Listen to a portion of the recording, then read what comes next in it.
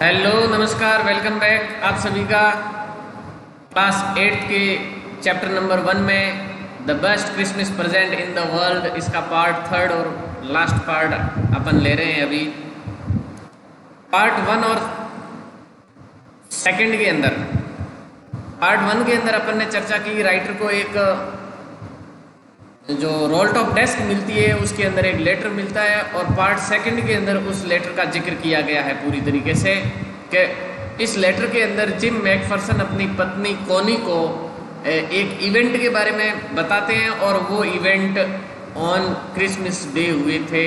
Battlefield के अंदर German सेना और ब्रिटिश सेना आपस में एक दूसरे के प्रति बैटलफील्ड के अंदर बिल्कुल तैनात थी, और उसी दरमियान क्रिसमस आ जाता है। और उस क्रिसमस के अंदर जिस प्रकार का इवेंट होता है, जिस प्रकार की घटना घटती है, एक अनइमेजिन, अकल्पनीय उस घटना के बारे में जिम ने अपनी पत्नी कोनी को लेटर लिखा, और ये भी कहा कि बहुत जल्द ही मिलने वाले हैं। चलिए पार्ट 3 की ओर।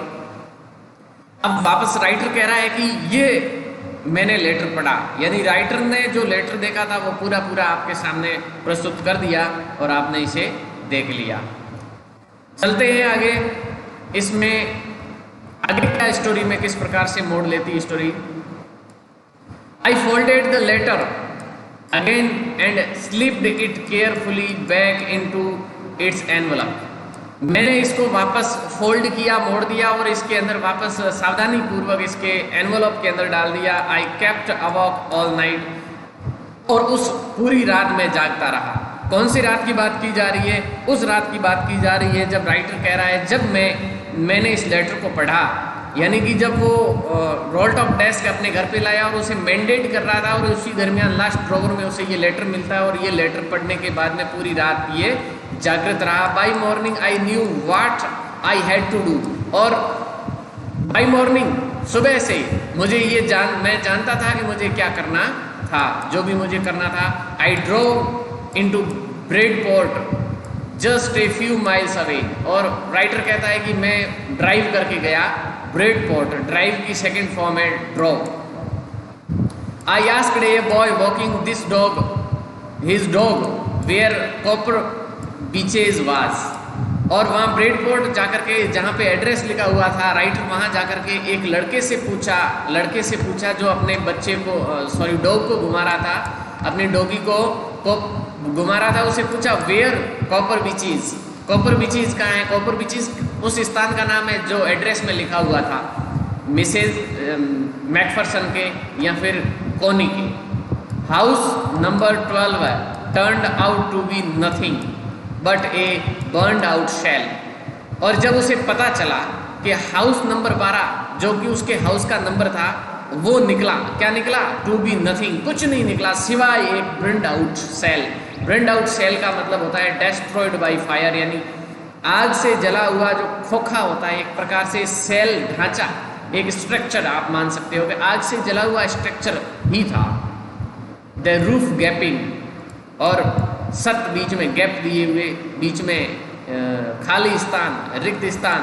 द विंडोज ब्रोडेड अप, ब्रोडेड अप का मतलब होता है कवर्ड विथ वुडन बोर्ड, यानी उसकी जो विंडोज थी वो वुडन बोर्ड से, जब विंडो खराब हो जाती है उसको मैंडेट किया हुआ था, मतलब भद्दे तरीके से उसे इस प्रकार से मैंडेट किया था कि उसके ऊपर वुडन के बोर्ड लगा दिए गए थे, तख्तियां लगा करके उसे बंद किया हुआ था, और छत के ऊपर गैप थी। I knocked at the house next door and asked if anyone knew the whereabouts of a Mrs McPherson. यहाँ पे देखो ए मिसेज मैकफरसन आया है। ए मिसेज मैकफरसन, किसी के नाम के आगे ए नहीं लगता है। यहाँ पर ए या एन आप किसी नाम के आगे लगाते हैं तो इसका मतलब किसी, ये आपको पता है ना, आर्टिकल है और अनडेफिनेट आर्टिकल है, यानी आपको पता नहीं है ऐसे व्यक्ति के बारे में। हिंदी में बोले तो कोई जिम मैकफरसन के बारे में या कोई मिसेज मैकफरसन के बारे में, यानी कि ये जानता नहीं था, इसलिए एन थी वो Mrs McPherson.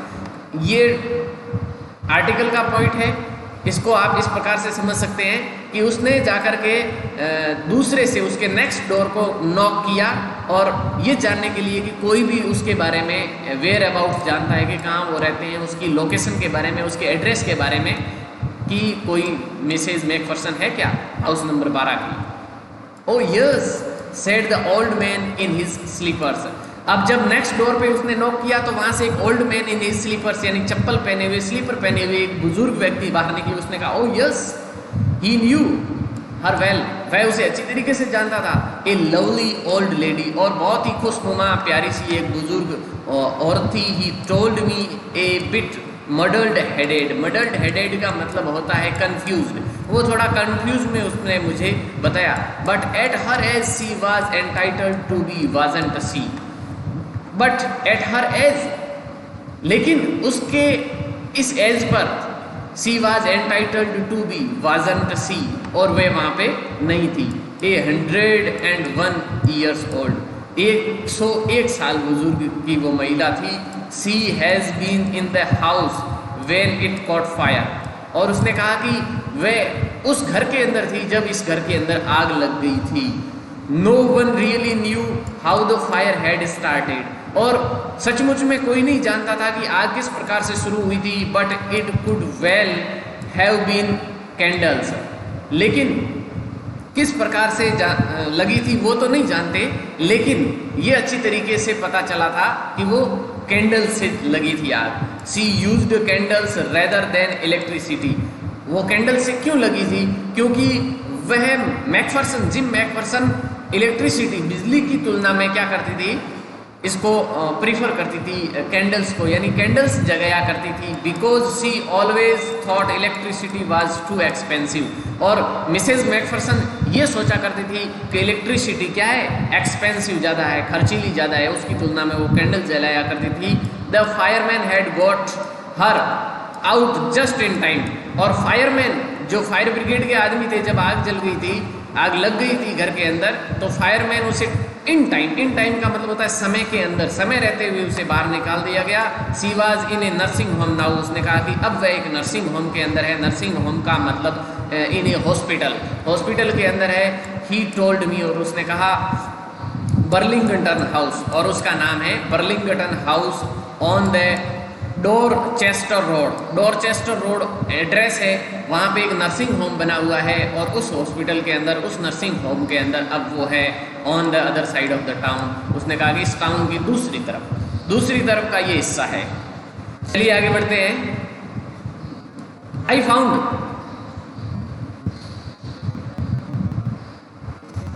Burlington house nursing home easily enough, और राइटर कहता है कि उसके बाद में मैं बर्लिंगटन हाउस नर्सिंग हाउस गया और वो आसानी से मुझे प्राप्त हो गया, पर्याप्त रूप से आसानी से, क्योंकि हो सकता है कि बड़ा एड्रेस है और उसे आसानी से प्राप्त किया जा सकता है बनिस्बत की एक छोटे एड्रेस या कॉलोनी के किसी मकान की तुलना में।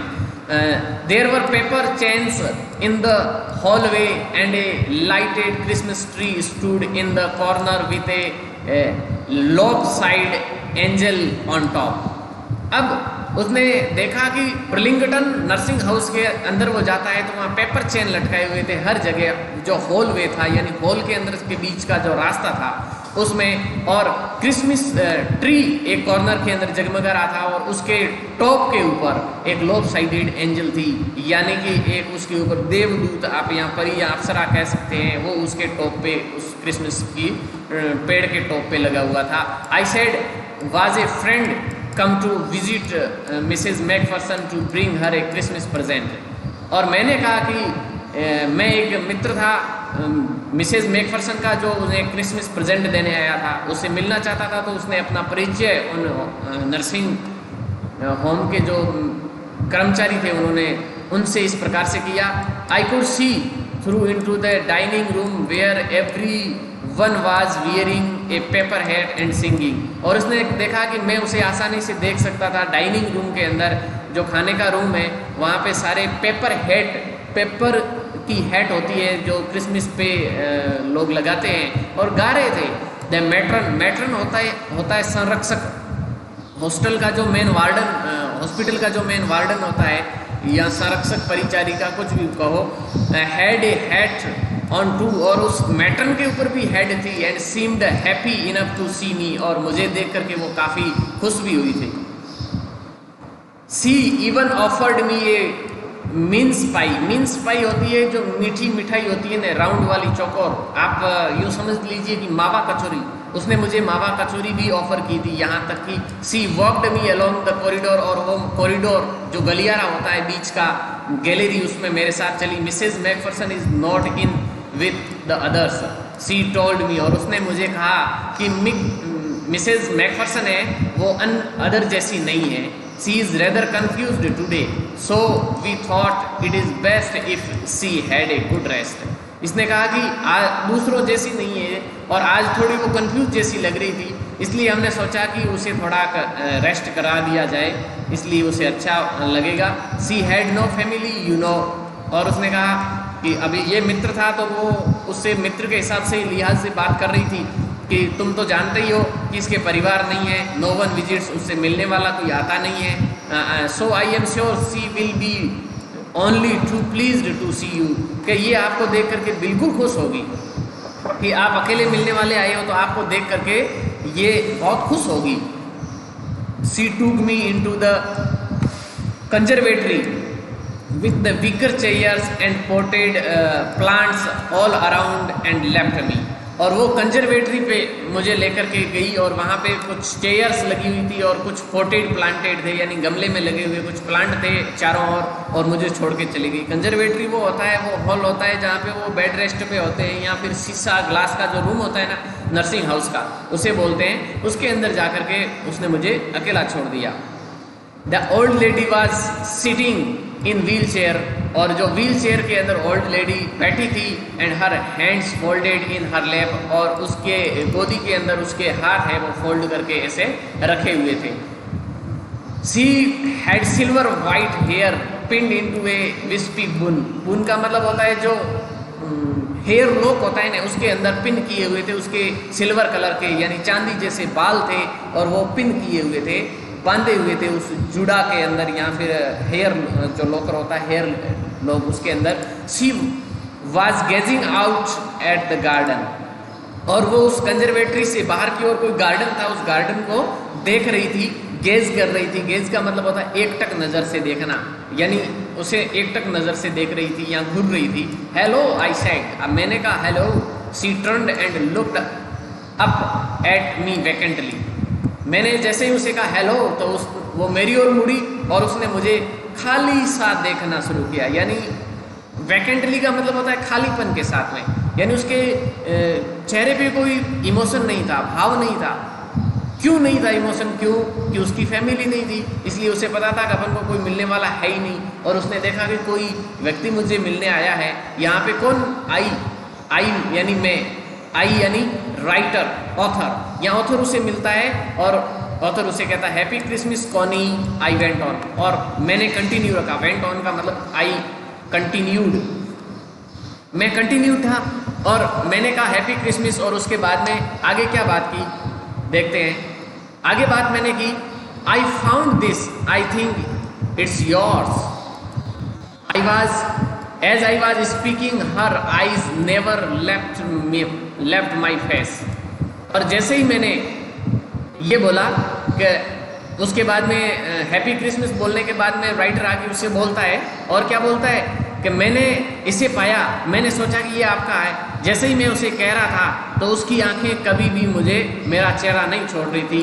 आई open the tin box and gave it to her, मैंने उस टिन बॉक्स को ओपन किया और उसमें से जो एनवलप था वो उसे दिया। That was the moment her eyes lit up का मतलब होता है bright, became bright with happiness and excitement, यानी उसकी आंखें खुशी से चमक उठी जब मैंने उसे बॉक्स में से लिफाफा दिया।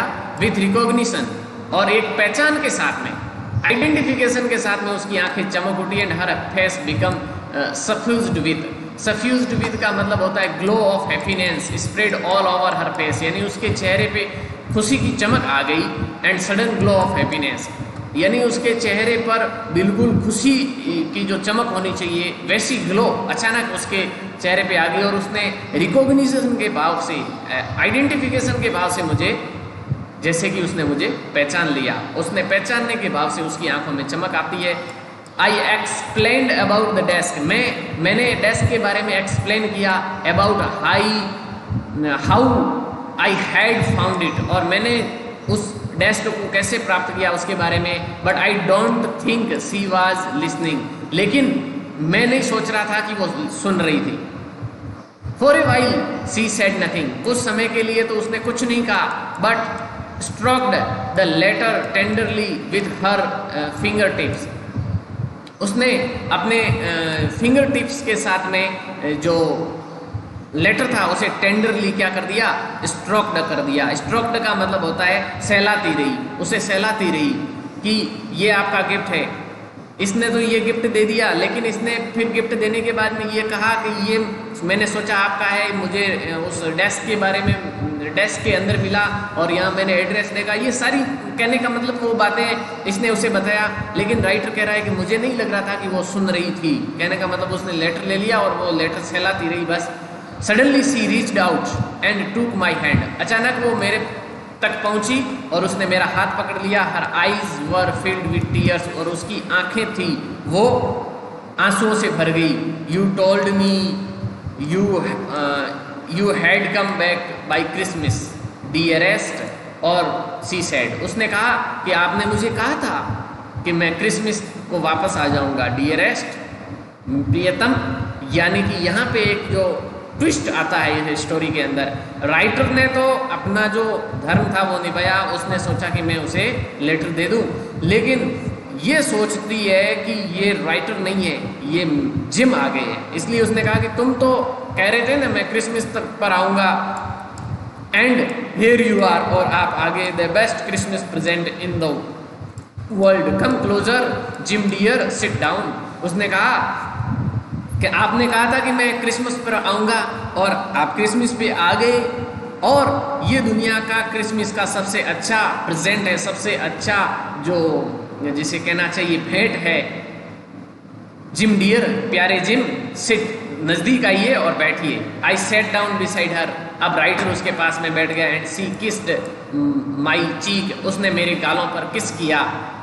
आई read your letter so often Jim every day, उसने कहा कि मैंने तुम्हारा लेटर कई बार पढ़ा। अक्सर का ऑफ्टन का मतलब होता है अक्सर, एवरी डे यानी दिन में अक्सर कई बार पढ़ा। I wanted to hear your voice in my head, उसने कहा कि मैं तुम्हारी जो आवाज़ है वो मेरे हेड के अंदर सुनना चाहती थी। It always made me feel you were with me, और जब ये मैं लेटर पढ़ती थी तो ये लेटर है वो तुझे मेरे पास में, यानी जिम को मेरे पास में फील कराता था, यानी आप मेरे पास ही हो ऐसा ही फील करवाता था। एंड नाउ यू आर, और पहले मुझे फील करवाता था और अब आप मेरे पास में हो। Now you are back, you can read it me yourself, कि अब ये लेटर मुझे नहीं चाहिए, अब आप लेटर अपने आप पढ़िए, मैंने आपका लेटर बहुत बार पढ़ा है, अब ये लेटर पढ़िए। तो इसका मतलब हो सकता है कि कोनी ने वो लेटर भी नहीं पढ़ा है, और कोनी चाह रही है कि उसका डियर जिम उसके लिए पढ़ के सुनाए। Would you do that for me, क्या ये मेरे लिए कर पाओगे जिम डियर, क्या प्रिय डियर जिम तुम मेरे लिए ये कर पाओगे। I just want to hear your voice again, कि मैं केवल और केवल तुम्हारी जो आवाज़ है वो दोबारा सुनना चाहती हूँ। I had love that so much, मैं उसे बहुत प्यार करती हूँ।